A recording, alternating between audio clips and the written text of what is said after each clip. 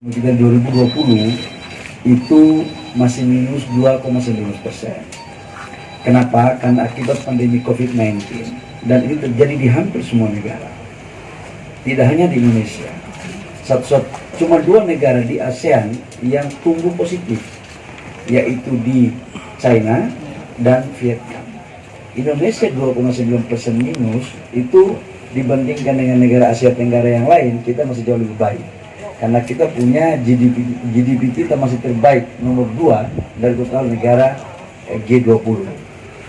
Yang kedua, di dalam proses 2021 kita target pertumbuhan ekonomi kita itu 5%. Caranya bagaimana? Kalau konsumsi itu udah mentok 57%. Maka yang harus dorong sebetulnya adalah sektor investasi.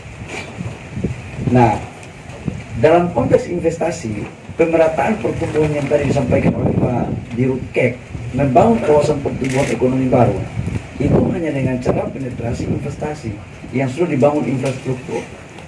Tadi sudah disampaikan bahwa infrastruktur belum maksimal. Karena itu, hari ini saya diperintahkan oleh Bapak Presiden untuk mengunjungi 15 kawasan ekonomi khusus. Semuanya saya harus kunjungi. Jadi kemarin saya sudah dari Galang Batang, kemudian sudah dari Sumut, Semangke, sudah dari Jawa Tengah. Hari ini saya ke Palu. Apa arti dari semua itu? Bahwa Presiden memerintahkan kepada saya untuk datang untuk mengecek, kemudian melihat formulasi apa yang harus dilakukan dalam rangka mendorong percepatan pengisian tenor. Karena jangan sampai kawasan ekonomi khusus atau kawasan industri itu bukan menjadi tempat surganya para investor, tapi menjadi surganya para pengelola yang kemudian didorong untuk menjadi kawasan industri tanah. Ini hati-hati.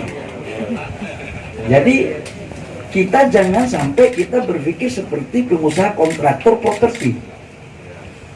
Karena esensi dari KEK, esensi daripada kawasan industri, tujuannya adalah bagaimana memudahkan baik dari sisi perizinan maupun dari sisi implementasi agar capex-nya tidak mahal, yang pada akhirnya kemudian menarik minat para investor untuk melakukan program yang namanya hilirisasi.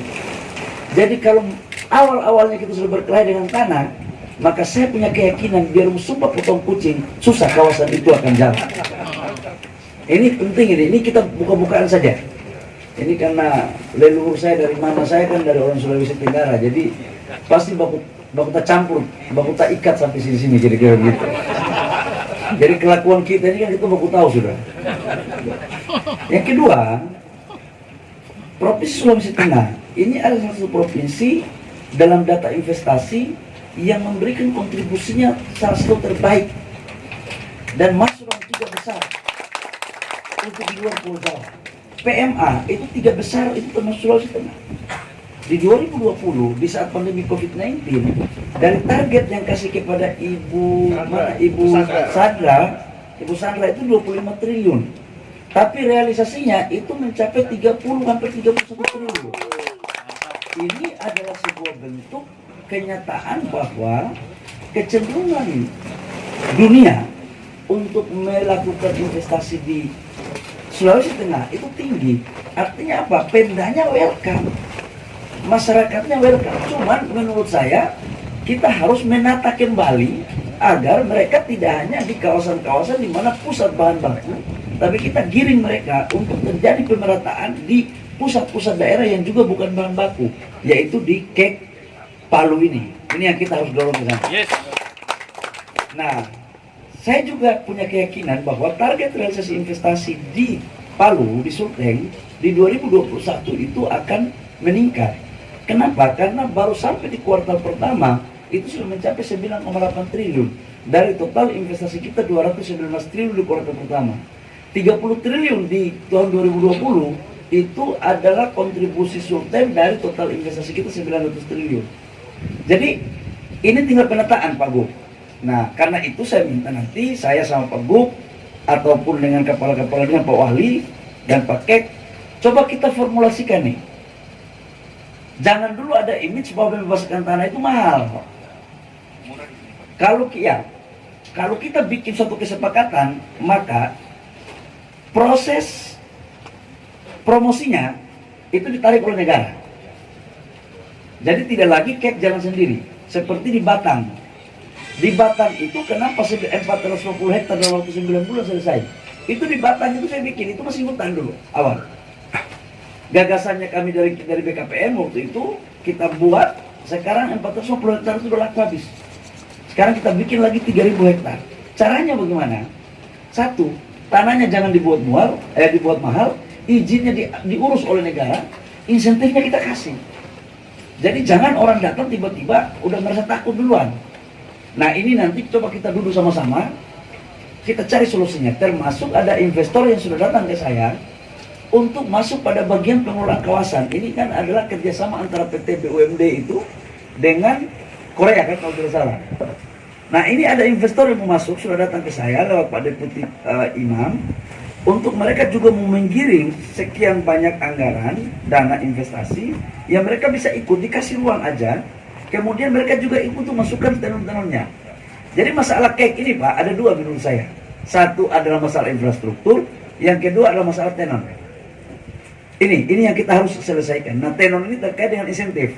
Bila perlu kita akan membuat satu keputusan dari Kementerian Investasi yang memudahkan dan memberikan insentif lebih dibandingkan dengan kawasan-kawasan ekonomi lain. Karena apa?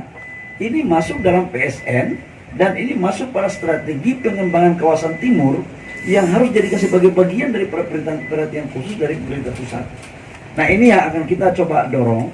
Sudah barang tentu nanti kerjasama sama Kadin dan pengusaha-pengusaha di sini. Terakhir Pak Gub, Satgas Investasi saya baru ditekan oleh Pak Presiden, Kepres nomor 11. Dalam Kepres nomor 11 tersebut memerintahkan kepada Menteri, Kepala Badan, Gubernur, Wali Kota untuk setiap investasi yang masuk ke daerah wajib berkolaborasi dengan pengusaha daerah, wajib dengan UMKM dan pengusaha menengah. Kalau dia tidak mau, izinnya kita pikirkan lagi untuk kita kasih. Mantap. Kenapa? Karena investasi yang masuk, orang daerah harus menjadi tuan di negerinya sendiri. Orang daerah harus menjadi subjek dan objek pembangunan dari sebuah cita-cita investasi. Karena salah satu tujuan daripada investasi itu adalah menciptakan pertumbuhan ekonomi, tapi juga menciptakan lapangan pekerjaan. Harapannya orang daerah juga ikut besar. Jangan investornya yang besar, rakyatnya kecilnya kecil begitu-begitu terus sama dengan badan saya. Nggak boleh. Kalau badan kecil pendapatan besar sih nggak apa-apa. Nah ini yang kita akan dorong. Jadi nanti Pak Imam saya minta untuk ini dikirkan, tapi boleh Kak? Tidak, saya mau tinjau di lokasi. Saya kalau rapat-rapat begini aja feeling saya nggak jalan nih Pak Ketua. Saya pikir hanya itu Pak Gubernur, Pak Wali, kita kerjasama baik-baik agar kita dorong barang ini bawa DPR, teman-teman dari Kadin. Tapi pengusaha yang saya masukkan tadi adalah pengusaha juga yang pengusaha profesional, jangan pengusaha proposal. Ini fair-fair aja kita ini. Kita ini kan mentang-mentang dekat sama Pak Wali, tim sukses bawa proposal, mau tidak mau harus jadi. Nggak bisa begitu. Itu pengusaha, kalau pengusaha begitu cukup pakai APBD saja. Tapi kalau yang profesional nggak bisa. Kita harus merubah cara pandang kita. Kita harus merubah karena etos kita harus kita bangun. Jadi jangan karena mentang-mentang ini tim sukses wali kota, Pak Wali datang tekan-tekan investor, nggak bisa Pak Wali. Ini dunia sudah berubah. Boleh tim suksesnya Pak Wali kota, tapi yang profesional, yang punya kapasitas. Kalau baru bisa bikin blok, jangan bikin smelter, bahaya. Rusak itu smelter. Nah, ini biar jelas-jelas saja. Jadi kalau kemampuan sarapan pagi, jangan kita minta makanan siang. Nanti rusak itu makanan menu. Saya pikir itu saja beberapa hal yang perlu saya sampaikan. Terima kasih. Kalau tidak mohon maaf. Wabillahi taufiq wal hidayah. Wassalamualaikum.